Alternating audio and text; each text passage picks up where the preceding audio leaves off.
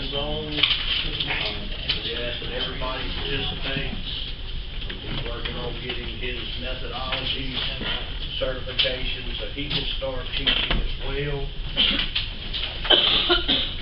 I'll let him start, and y'all give him your undivided attention.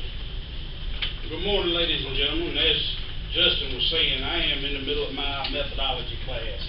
And in this class, I have to do several different lectures. My second lecture was supposed to be 30 minutes long, and they gave us a choice about 10 or 12 different things. So I chose needle cricothyrotomy to do my lesson on. For one, I've never had to do one. Hope I don't ever have to. But that's a skill we kind of need to keep in our minds and in the back of our minds, because if we ever have a difficult airway or a failed airway, one that we cannot ventilate or intubate or ventilate, then our last resort is needle cricothyrotomy. Okay? So the goal today is to identify the need and complete the skills and be able to properly identify the need for needle cricothyrotomy, and then to successfully complete the skill using our mannequin here. So our objectives, of course, is to identify the indications for needle cric, identify the contraindications, and identify the anatomy of the neck landmarks for placement. Okay. So we're going to start off with a little bit of a definition. Needle cricothyrotomy. The definition involves passing an over-the-needle catheter, which can go from something as simple as a 20-gauge IV catheter all the way up to the market pre-packaged Cric. There are several different kinds of these things, okay? But we're going to stick with just the Rush Cric because that's what Granville County EMS uses, and pretty much that's what the paramedic students are being taught on and taught with through the college now. But you can cobble together anything that will work. This is a 3mm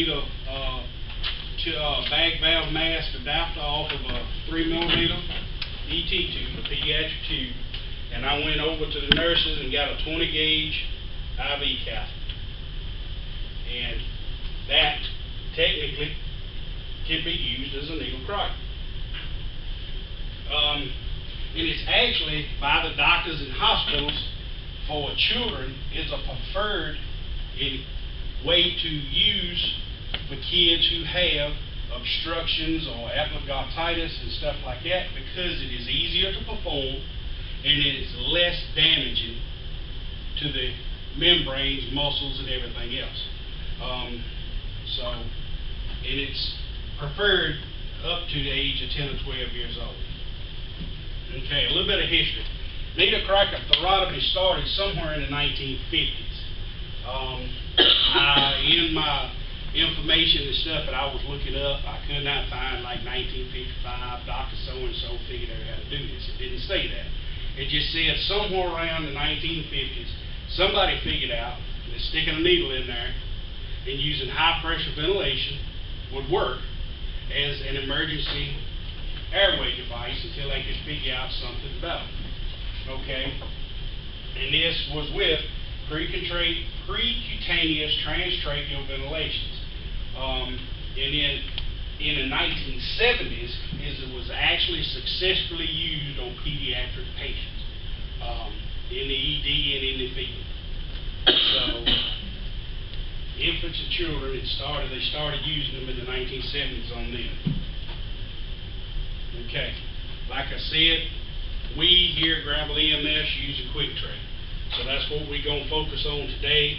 I'm not going to try to confuse everybody with all the different kinds of figurations.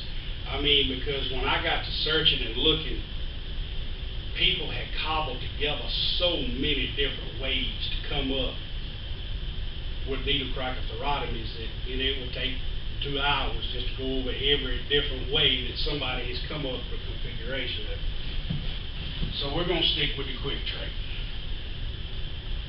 Okay, so if you can't intubate and can't ventilate, we need to know why.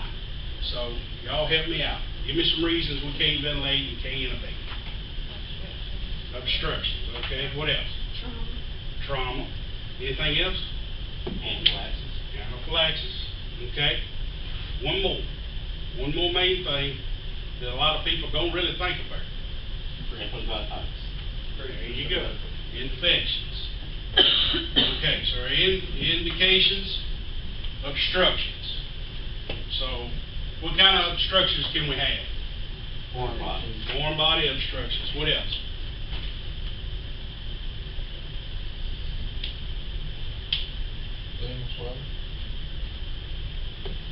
Look at that. Lock and a key.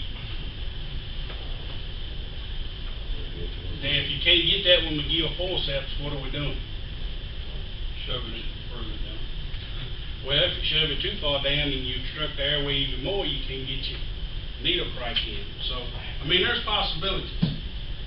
Blood can fill up the airway and obstruct it, and if you can't suction it all out, you have to go to needle cric. Vomitus. And of course, our foreign body. Okay. As far as our trauma, we got two different kinds of trauma. We got blunt force trauma. All right, what types of blunt force trauma? What would you think of when you thought of blunt force trauma? Guy hit the steering wheel with his face. Hit the steering wheel with his face. What else?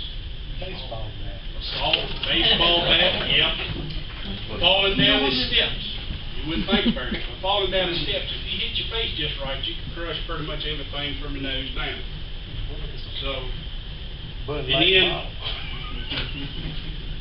this here picture's done been floating around for years and years and years. Just about everybody that has difficult airway class comes up with that picture right there. But, penetrating trauma. Somewhere along the lines, something penetrated that and just tore it all to pieces. So, short of looking for bubbles and trying to poke around where the bubbles is at, what we gonna do? We gotta go right straight to needle cric thyroid. I mean, because there's nothing there, no landmarks or anything. Okay, and after our traumas, our swelling and edema. Like Jonathan said, epiglottitis. There's nothing to work with there, zero. And if that child or, an adult has epiglottitis to the point that they can't breathe, we may have to consider going to a needle cric thyroid. Okay? Another form of swelling and edema from an infection, Ludwig's angina. And it is a serious and potentially life-threatening infection of the neck and the floor of the mouth. So, you get these folks' tongue stuck, slammed over the mouth, neck swelled up under the chin from infected tooth or something like that. Swell shut. This one right here has already got one in place. Just because he couldn't breathe. And then we'll go into our allergic reactions. Any allergic reactions, what's the first thing that comes to mind that would cause the face and mouth and the structures in the mouth to swell? Huh? What? Allergies. Well, of course. Well, what allergy? What specific allergy? There you go. That's it. Peanuts. Peanuts strike, and it's the largest, banana, ibuprofen. Yeah, that would work too. But anything you're allergic to, for most folks can go right straight to peanuts because you put that in your mouth. It's directly, and there's people out there that have allergic reactions to the point that if they touch peanuts, there we start swelling shut. So you have an adult or child that goes to a party or something like that, picks up a piece of cake or a piece of food or anything that has been in contact with peanuts, and you end up with this. Okay, well, if she can't maintain her airway, face swell like that, we will have to resort to doing a needle cric thyroid. Okay, and then our thermal and chemical burns. Okay, house fires, smoke, soot, you get there, they're already having difficulty, you can't intubate them, and they're starting to slip away from you because they can't maintain their own airway. And then chemical burns from, people trying to hurt themselves by drinking bleach or by drinking Drano or something like that does significant damage to the upper airway, but you can still manage to get a needle cric in and ventilate. That's what we have to do. Okay, so what are our contraindications? Huh? Somebody what? Somebody that's like you and me. Yeah. A maintainable airway. That's the number one contraindication. If you can maintain that airway by any other means than the needle cric, then that's what we want to do. Okay? Other indications or contraindications would be trauma to the larynx with cricocartilage damage, right here. Cricocartilage got crushed. If it's all crushed up and mashed up, you're not going to be able to get a successful needle cric. Tracheal rupture or tracheal transection, right here. You know, if they took some kind of blunt force trauma or sharp trauma to the neck and it's transected the trachea below or at the landmark or area that you're trying to do airway through with a needle cric, then of course you can't do it. And then an inability to identify landmarks for whatever reason, whether it be the swelling and edema in the mouth has gone on down in the neck. Somebody like me that doesn't have a neck, you know. I'm laying flat on my back with my chest up against my chin to start with. All this meat here, you might not be able to identify the landmarks. So if you cannot positively identify the landmarks, then you don't want to attempt it. Okay, so now we're going to go over the anatomy. All right. It's nice, young fellow, thin neck, easy to identify the anatomy, your Adam's apple. That's what we're looking for, okay? Now, when you're doing this, you want to try to find the thyroid prominence. That's the biggest part, the Adam's apple. And then you want to find the cricoid, which is the other little bump just below it. And right in between those is the cricoid membrane. That's the area we are looking for to insert our needle cricothyrotomy. Okay? Here's another picture of it, and I actually found where they have transected all the skin and stuff like that to show you. And it's a little bit larger than life size, but even at this picture right here, you're looking, and this is bigger than life size, you're looking at a place that ain't much bigger than the end of my finger when it blowed up right here. So when a live or a person who needs this, you're trying to hit a very, very small area, okay? In discussions last night when we had our class and done this, somebody commented on the fact that they had anybody done one successfully. Well, I don't know of anybody that has done one successfully with the Cric trait, but one of our people that was here last night said that if you're not in the right area, these Cric traits won't go in. If you're too high or too low, they won't penetrate that cartilage, that heavy cartilage. He said he saw two people pretty much standing up on the Cric trait and could not get it to go in far enough to do airway. So, very, very small area that we're looking for. And given all the information that I got, if you're in the right spot, it is not that difficult to get it to penetrate to where you can do ventilations. Okay, so our procedures is for doing the Cric trait. Of course, first thing we want to do is we want to have our patient laying in a supine position. Once we get them in the supine position, we want to hyperextend the neck. We want to get that neck stretched out as far as we can get it. Stretch the skin out so we can find our landmarks. Okay? Very easy to see landmark right there.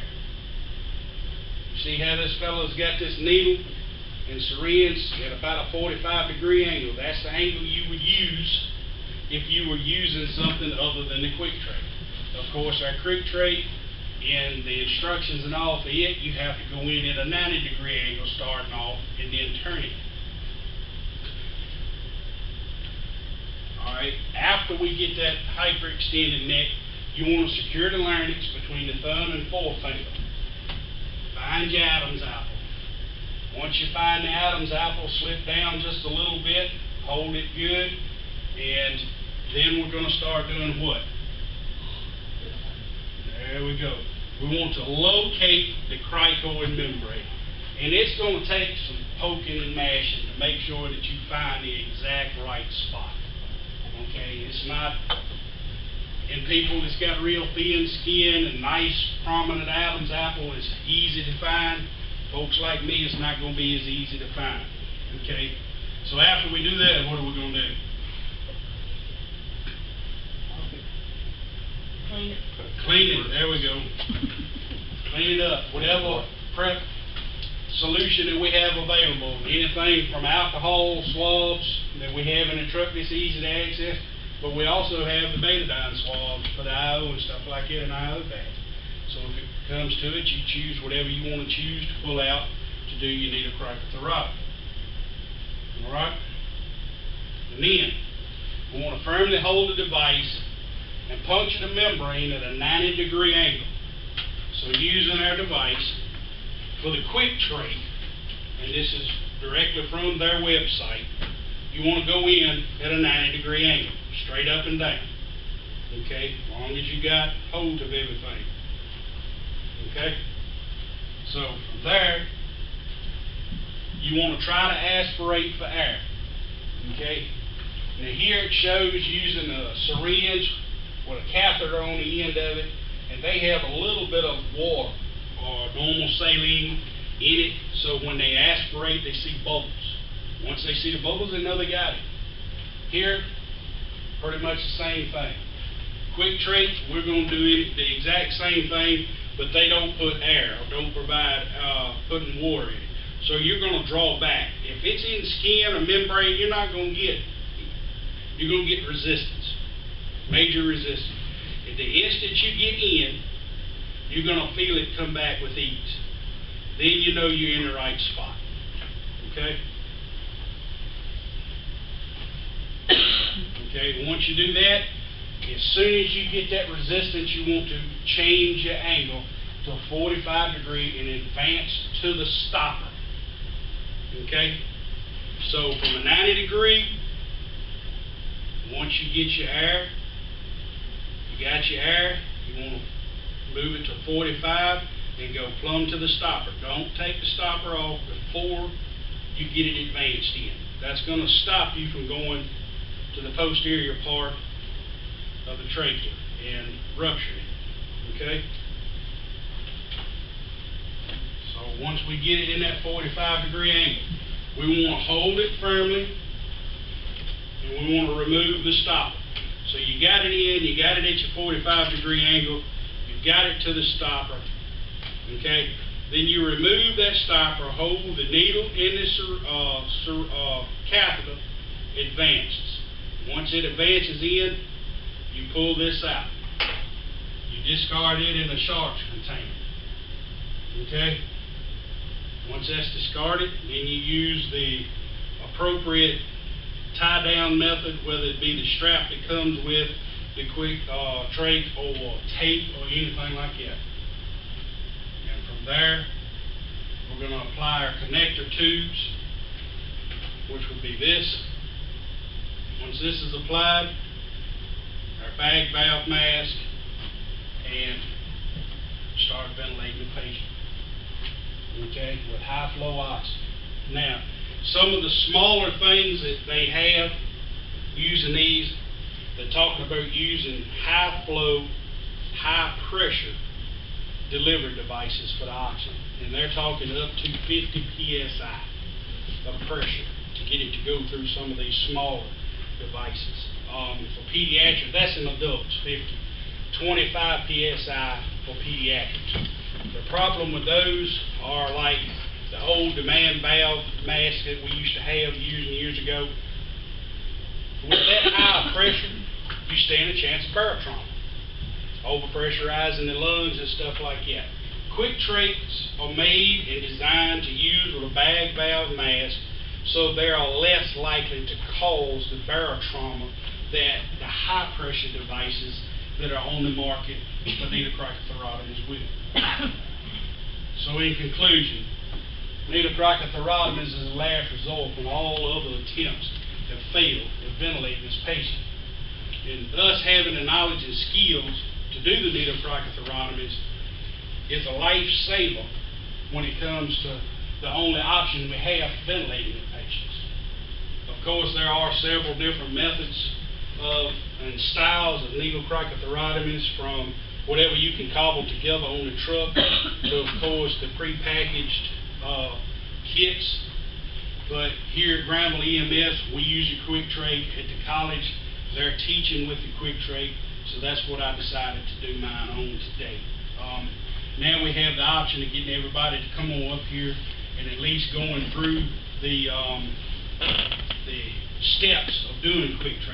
I did take the opportunity to print off the needle cricothyrotomy, the psychomotor competencies from National Registry.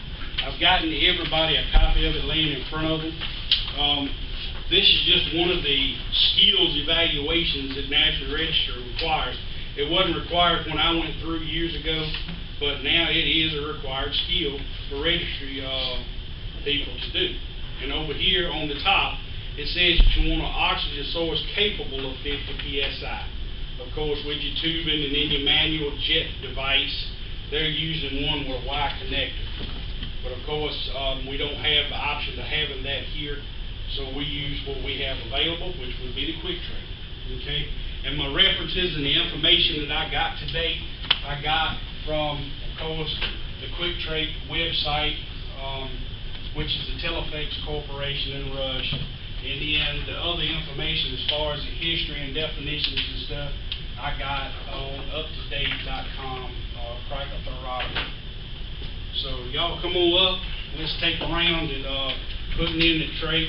I have a question. Sure. What is the age limit on using the adult Cric?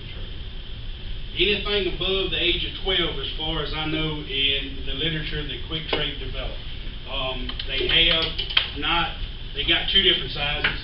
They got a 3 millimeter and a 4 millimeter. But as far as my literature goes and what I read, 12 and above. Anything below that, they don't recommend using the Cric on. Any other questions? Yeah, because we used to carry the pediatric. Long time ago. I haven't seen, all I've seen is just the regular adult ones. When's the last time you remember carrying the pediatric? That's when we were in the county. They got taken off. That was the new trait. The new trait. That's And then it different. wasn't that, it was taken off the protocol set change. If you remember when they Yeah. switched from county-based protocols to inset dropped the pediatric and secondary airways for a Cric. Yeah. See,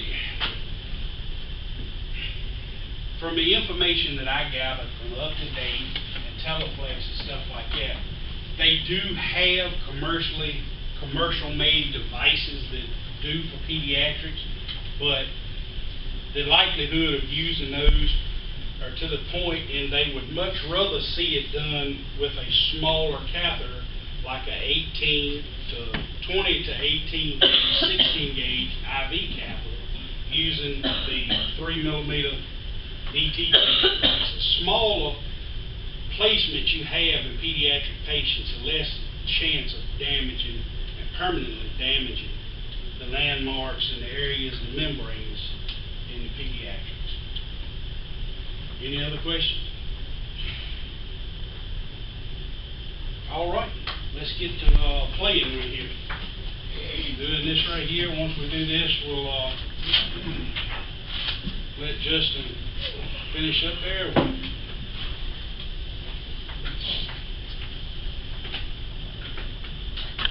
Come on up, don't be scared.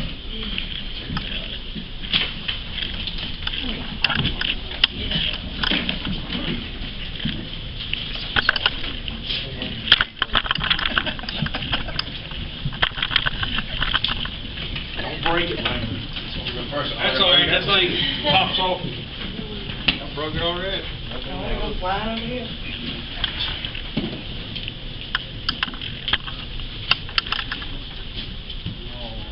This stays in place. That stays in place Yeah, exactly. until you get ready to advance the catheter. Once you advance the catheter, You're supposed to pop it off? when you start in at a 90-degree angle, okay? Once you get in and get resistance, get your air coming in, then you move it to a 45-degree angle and advance it. It's not going to go far. And then once you do that, you secure it, pull your stopper, hold your syringe, You pull the stopper out from under it, pull it, now advance the catheter and hold on to the needle. Once it's done, then you take the needle out and discard it in the sharps container.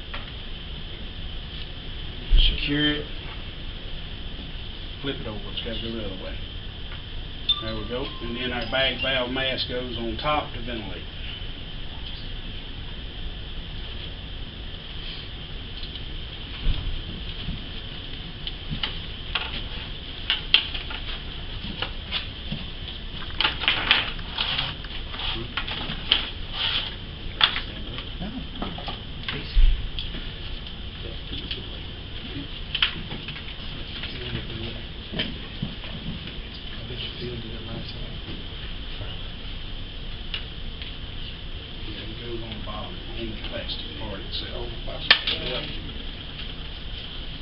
The stoppers on these things are made to where you don't advance it too far for it to penetrate the back of the neck, okay? So it's not going to let you go in very, very far at all with the stopper on it at a 90-degree angle. Once you're in, then you rotate it back, okay? When that rotating it back keeps it from going too far in, okay? So you hold on to it, pop the stopper. Once you got a hold of it, you pull this thing out. But a lot of times, and I have made that mistake myself, you run up here, the first thing you want to do is pull the stopper off of it. The stopper is supposed to stay on it until you get it in and get ready to advance that catheter.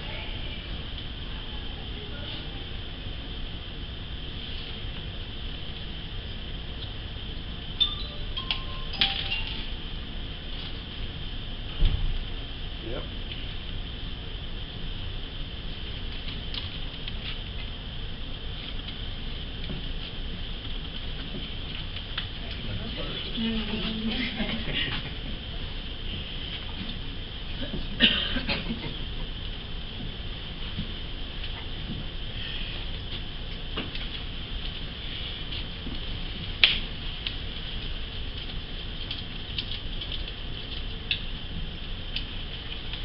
Good.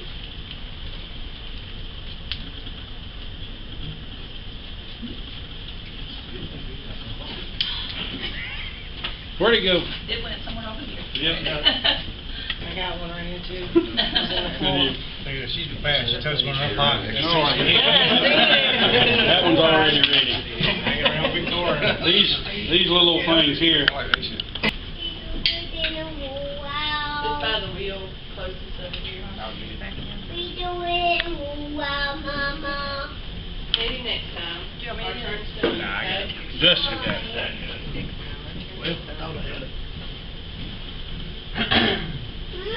You're fine, chill out. Mama. There you go. You ever done that? You ain't even practiced. Yeah. Years and years ago. Turn around the other way. That way. Yep. Gotta go the other way. Head stopper always goes to the front. Straight down. Straight down at a 90-degree And angle. then Tilt you're it back. down. Okay, once you get it toward the stopper, pull the stopper. No, you pull the stopper first, the little Oh. red thing. Yeah. Okay, once you pull that, okay, now you hold this and advance your catheter. Oh, okay. There we Gotcha. go. Once it's advanced, Gotcha. then of course we Pull that in. pull that in and secure it. Let's do it over here. No, you're fine. Well, you ain't been too long ago done this, have you? First one to do it. Not good, bad. Really good fire. It's hurting. Hurting? Finger in it. What's hurting? The fire? Oh.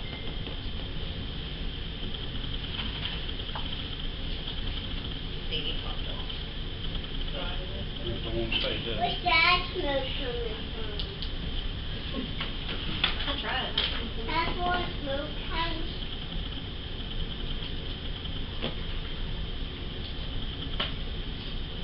It's twisted. Yeah, it's twisted. And that's it. Is Victoria, you done it yet? You was the first one, wasn't you? No, I was not, I moved because I Oh. don't want a camera all up in my face. Okay. Well, you can get, I can get a little closer to it. Get close to it.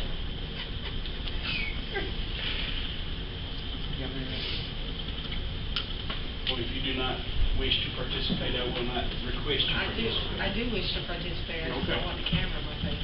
I understand. Was it been there the whole time? Yeah. Yeah. You're sitting right there. Yeah, we saw this and Yeah. everything. Yeah, we saw Yeah. that. I tell you what, how about this? I didn't even know it was How about there. I get in the way of the camera? That's great, thank you. That probably goes. I got it, I'm a. That's all. I'm out every time. At the back. Ooh, bubbles. Yep. Check it out. I know, right?